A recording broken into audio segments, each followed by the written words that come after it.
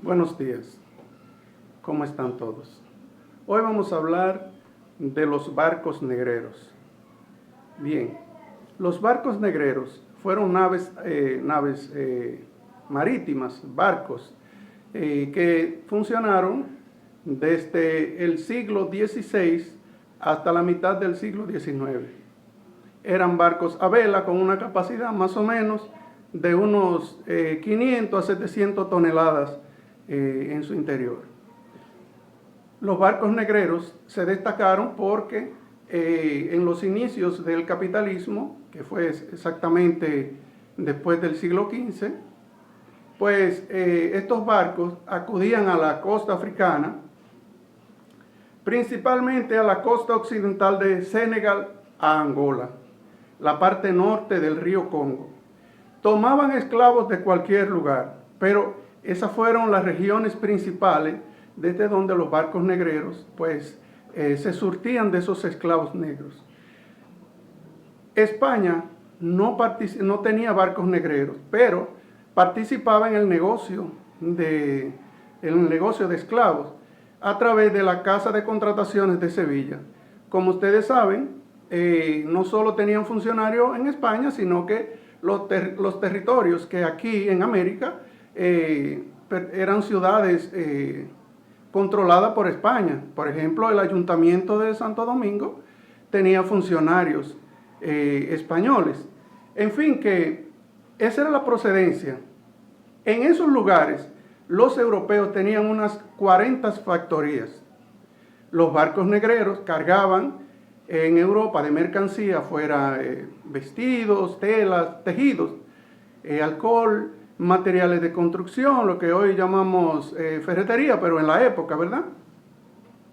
Y entonces zarpaban hacia África cargados a esas factorías. En esas factorías hay que decir que los europeos no cazaban negros, no salían a capturar negros, sino que lo hacían personajes de África, intermediarios, señores de la guerra, que procedían a capturarlos o los recibían de tribus que en conflicto bélico con otras tribus atrapaban esa población y las permutaban, las cambiaban, las daban en trueque a esos intermediarios.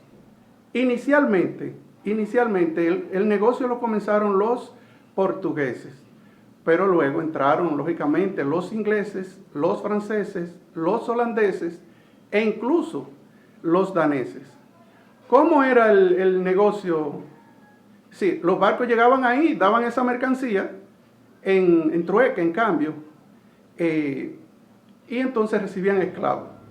Esos esclavos, un barco podía contener más o menos lleno 450 personas.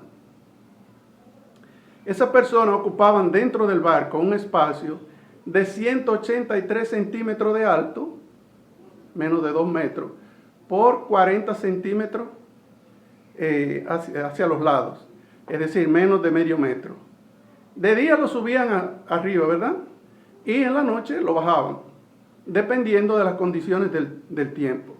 Si un esclavo se enfermaba, si venían brotes de enfermedades que traían de sus lugares de origen, los tiraban al mar. Si había inconvenientes con el mar, en el océano, problemas con el barco, y había que bajar la carga, ¿verdad? Alivianar la carga del barco, pues tiraban un grupo de esos negros, los tiraban al mar. Es bueno destacar que la mercancía que se prefería era hombres jóvenes, pero también venían mujeres y niños en esas embarcaciones. Finalmente, ¿cómo se producía la situación? Bueno, la Casa de Contrataciones de Sevilla concedió un permiso de importación hacia su territorio, por ejemplo, de 150 esclavos. Esos propietarios de los barcos iban a África y en vez de traer un cargamento de 150 esclavos, traían 400, 450, dependiendo, llenaban el barco. Cuando venían aquí a América, fuera a Veracruz, a Santo Domingo, etc. Por ejemplo, si venían aquí a la isla de la Hispaniola, debían venir directamente a Santo Domingo, donde estaba el ayuntamiento, y ahí España tenía funcionarios que recibían ese documento que autorizaba a importar, por ejemplo, 150 esclavos. Como venían cargados con 400, buscaban áreas, por ejemplo, desembocadura del río o algunos puntos donde se daba contrabando, y allí vendían su cargamento. ¿Cómo vendían el cargamento de esclavos? Bueno, se ponía el siguiente anuncio: se vende 2 yeguas de Tiro, 2 yeguas de Canadá, 2 negras, hija y madre. Las yeguas juntas o separadas. Las negras, hija y madre, juntas o separadas. Esos esclavos eran estampados regularmente aquí, es decir, en el lugar de destino. El que compraba el esclavo mandaba hacer una estampa, como se estampan actualmente, como se estampan los animales.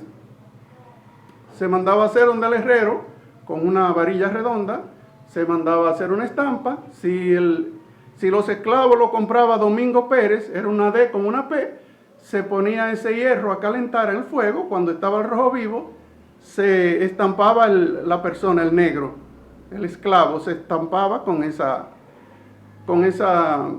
estampa. Y eso indicaba que era propiedad de Domingo Pérez. Debo señalar en esta parte, ¿verdad?, que estamos en la parte final, que en el caso de Haití, que es que nos compete, ¿verdad?, que por eso es que traemos el tema, muy probablemente la mayoría de los esclavos vinieron de un solo lugar. La mayoría, no digo todos, porque lograron recuperar sus tradiciones culturales, su cultura, su religión. La religión vudú es la religión oficial de Haití, y ellos trajeron todas sus tradiciones, esas tradiciones culturales, e incluso la mantienen, cosa que pudo repercutir porque Haití, cuando logró su independencia, se declaró nación negra, es decir, reclamó la pureza racial, que le ha ocasionado grandes inconvenientes. Vean que ustedes pueden notar que los haitianos, cuando están aquí, algunos inmigrantes, no todos, no se puede generalizar, se ubican en un lugar preciso y viven ellos solo, y ahí practican su cultura y sus tradiciones. No les voy a alargar el video, lo vamos a dejar hasta aquí. En la próxima vamos a continuar con el tema, así que será hasta la próxima.